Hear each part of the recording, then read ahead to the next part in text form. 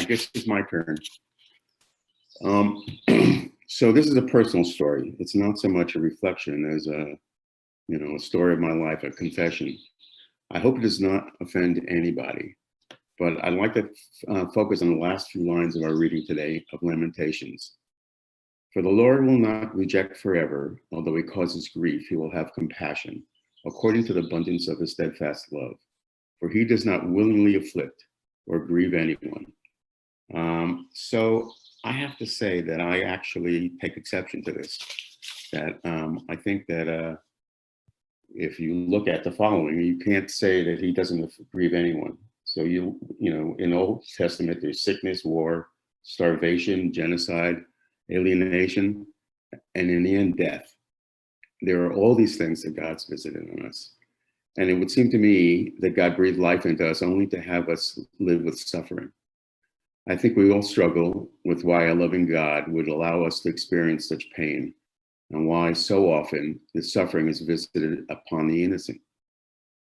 Let me tell you a story, one that I've remembered all of my adult life.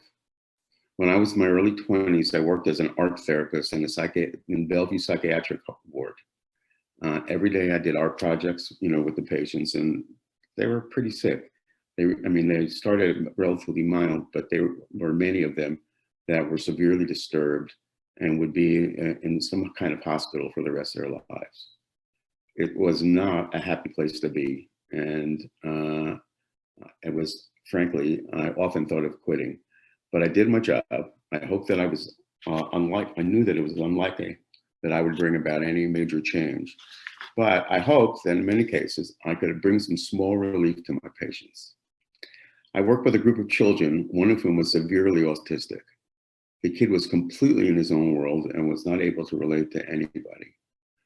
This was the first time I ever encountered an autistic child. From the moment he got to the art room, he was agitated. At some point, he hid under my desk, started thrashing around, screaming and yelling. He was absolutely inconsolable. When I think about it, I realized that this was not only enormously sad, but it was blatantly unfair. The child had done absolutely nothing wrong. He was born with this affliction and would live with it for the rest of his life. So how could a loving God allow this to happen?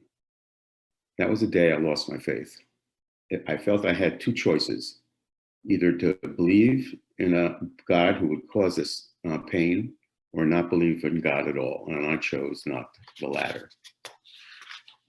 For years, I rejected any notion of God. It was just not part of my life. But in the end, something kept pulling me back, and I eventually started going to church.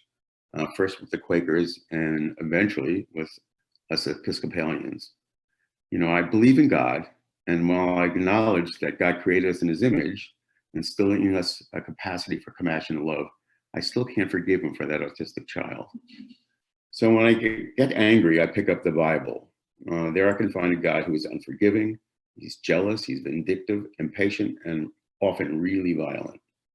He's a God that gives with one hand and takes away with the other. He has created us as imperfect beings and punishes us for being such. For example, God created Adam and Eve and punishes them for eating from a tree that he put right in front of them. Why tempt them in the first place? He plays with us. He tells Abraham to sacrifice his firstborn, then says, never mind. He sends his chosen people into centuries of slavery, and then, for no particular reason, sets them free. And he hardened Pharaoh's heart, then destroys him because of it.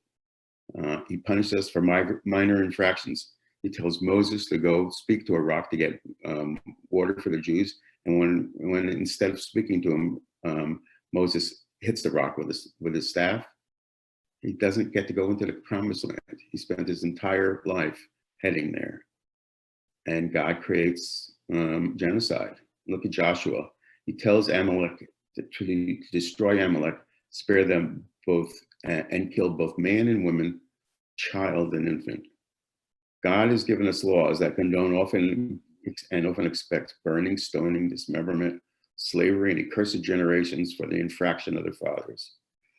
The New Testament isn't any better. We have demons, stoning, leprosy, slavery, torture, and of course, we have crucifixion. Today, the same holds true. We still live in poverty and with sickness, pandemics, silent senseless wars, genocide, and a failing environment. And I, for one, can't let God off the hook. I can't pray to a vengeful God. What I've been looking for all my life is a God that can invite me, I can invite into my life, a God that was filled with love, compassion, but it seems that's not the case. So in the end, the way I understand God is frankly not to understand him at all. He's ineffable, he's hidden from me, he will always be a mystery, and I cannot never speak to him nor his plans for me, understand his plans for me. I have to accept living with a divine mystery, which is for me really hard because I want a loving God that I can be in relationship with. But here's the thing. There's someone I can fathom, someone whom I can have a relationship with, and that's Jesus. Jesus doesn't command me, he invites me. He knows that I'm broken, that I will over and over again fail, but through his grace and love, I can get up and move ahead. Jesus doesn't take away my suffering, he suffers with me. He doesn't end wars, torture, or slavery, nor does he cure autism. But instead, with his help, he calls on me to open my heart to those in need. The basic tenet of my life is to love God, which is sometimes hard, and to love my neighbor as myself, which is not always easy, but I try my best. Jesus has given me a roadmap on how to live my life. I'm constantly saying to myself, what would Jesus do? And believe it or not, he often answers. Amen.